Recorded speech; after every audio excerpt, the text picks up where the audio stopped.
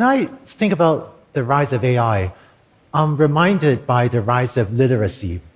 A few hundred years ago, many people in society thought that maybe not everyone needed to be able to read and write. Back then, many people were attending fields or herding sheep, so maybe there was less need for written communication. And all that was needed was for the high priests and priestesses and monks to be able to read the holy book. And the rest of us could just go to the temple or church or the holy building and sit and listen to the high priests and priestesses read to us. Fortunately, we've since figured out that we can build a much richer society if lots of people can read and write. Today, AI is in the hands of the high priests and priestesses. These are the highly skilled AI engineers, many of whom work in the big tech companies. And most people have access only to the AI that they build for them. I think that we can build a much richer society if we can enable everyone to help to write the future. But why is AI largely concentrated in the big tech companies? Because many of these AI projects have been expensive to build. They may require dozens of highly skilled engineers, and it may cost millions or tens of millions of dollars to build an AI system.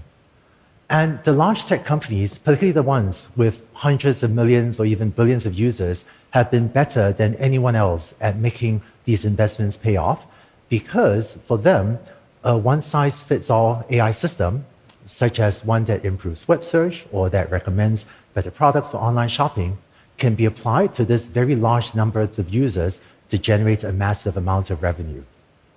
But this recipe for AI does not work once you go outside the tech and internet sectors to other places where, for the most part, there are hardly any projects to apply to 100 million people or that generates comparable economics. Let me illustrate with an example. Many weekends, I drive a few minutes from my house to a local pizza store to buy a slice of Hawaiian pizza from the gentleman that owns his pizza store.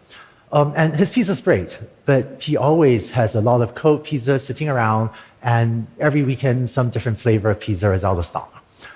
But when I watch him operate his store, I get excited because by selling pizza, he is generating data, and this is data that he can take advantage of if he had access to AI.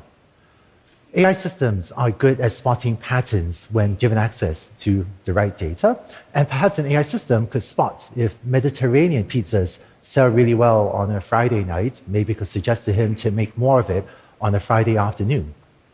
Now you might say to me, hey Andrew, this is a small pizza store, what's the big deal? And I say to the gentleman that owns this pizza store, something that could help him improve his revenues by a few $1,000s a year, that will be a huge deal to him.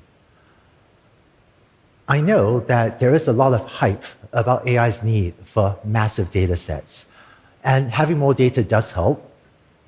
But contrary to the hype, AI can often work just fine even on modest amounts of data, such as the data generated by a single pizza store.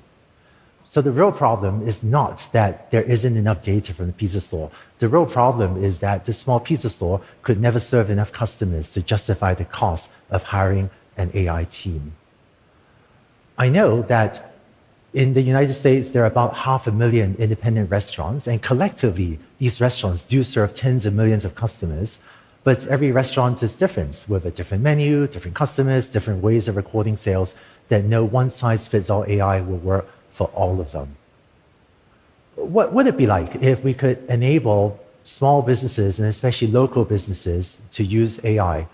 Let's take a look at what it might look like at a company that makes and sells t-shirts. I would love if an accountant working for the t-shirt company can use AI for demand forecasting. Say, figure out what funny memes to print on t-shirts that would drive sales by looking at what's trending on social media. Or for product placement, why can't a front of store manager take pictures of what the store looks like and show it to an AI and have an AI recommend where to place products to improve sales? Supply chain, can an AI recommend to a buyer whether or not they should pay $20 per yard for a piece of fabric now, or if they should keep looking because they might be able to find it cheaper elsewhere? Or quality control, a quality inspector should be able to use AI to automatically scan pictures of the fabric being used to make t-shirts to check if there are any tears or discolorations in the cloth. Today, large tech companies routinely use AI to solve problems like these and to great effect. But a typical t-shirt company or a typical auto mechanic or retailer or school or local farm will be using AI for exactly 0 of these applications today. Every t-shirt maker is sufficiently different from every other t-shirt maker that there is no one-size-fits-all AI that will work for all of them. And in fact, once you go outside the internet and tech sectors, in other industries, even large companies, such as the pharmaceutical companies, the car makers, the hospitals, also struggle with this. This is the long tail problem of AI. If you were to take all current and potential AI projects and sort them in decreasing order of value and plot them, you get a graph that looks like this. Maybe the single most valuable AI system is something that decides what ads to show people on the internet. Maybe the second most valuable is a web search engine. Maybe the third most valuable is an online shopping product recommendation system. But when you go to the right of this curve, you then get projects like t-shirt product placements or t-shirt demand forecasting or pizzeria demand forecasting. And each of these is a unique project that needs to be custom built. Even t-shirt demand forecasting, if it depends on trending memes on social media, is a very different project than pizzeria demand forecasting, if that depends on the pizzeria sales data. So today, there are millions of projects sitting on the tail of this distribution that no one is working on, but whose aggregate value is massive. So how can we enable small businesses and individuals to build AI systems that matter to them? For most of the last few decades, if you want to build an AI system, this is what you have to do. You have to write pages and pages of code. And while I would love for everyone to learn to code, and in fact, online education and also offline education are helping more people than ever learn to code, unfortunately, not everyone has the time to do this. But there is an emerging new way to build AI systems that will let more people participate.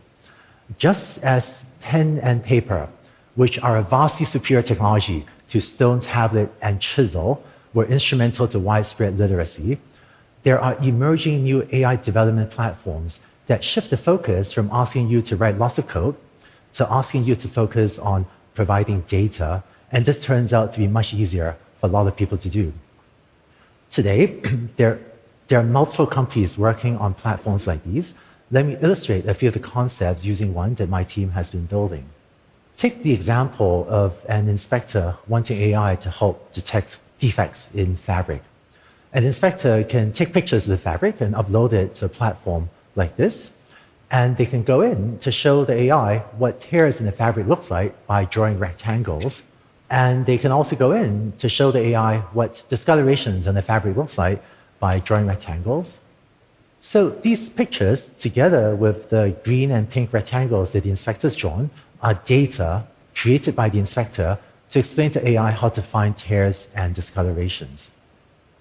After the AI examines this data, we may find that it has seen enough pictures of tears, but not yet enough pictures of discolorations.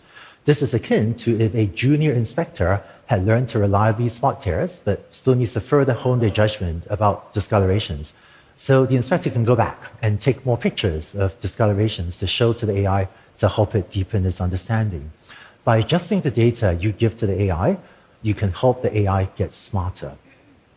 So an inspector using an accessible platform like this can, in a few hours to a few days, and with purchasing a suitable camera setup, be able to build a custom AI system to detect defects, tears and discolorations in all the fabric being used to make t-shirts throughout the factory.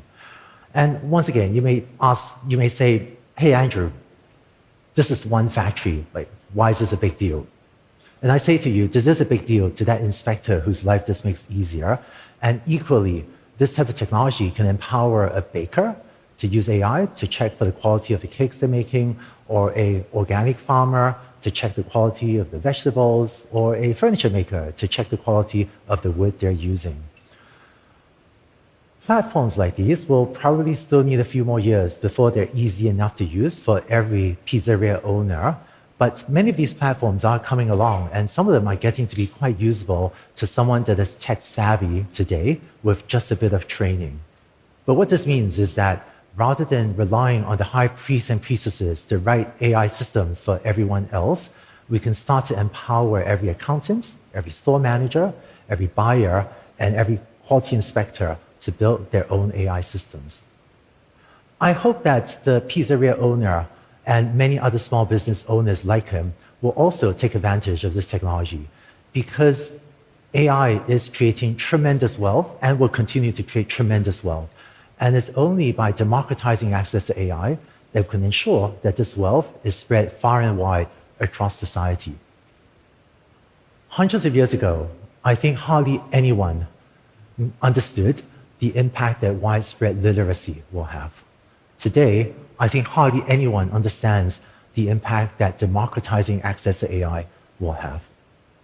Building AI systems has been out of reach for most people, but that does not have to be the case. In the coming era for AI, we'll empower everyone to build AI systems for themselves, and I think that will be an incredibly exciting future. Thank you very much.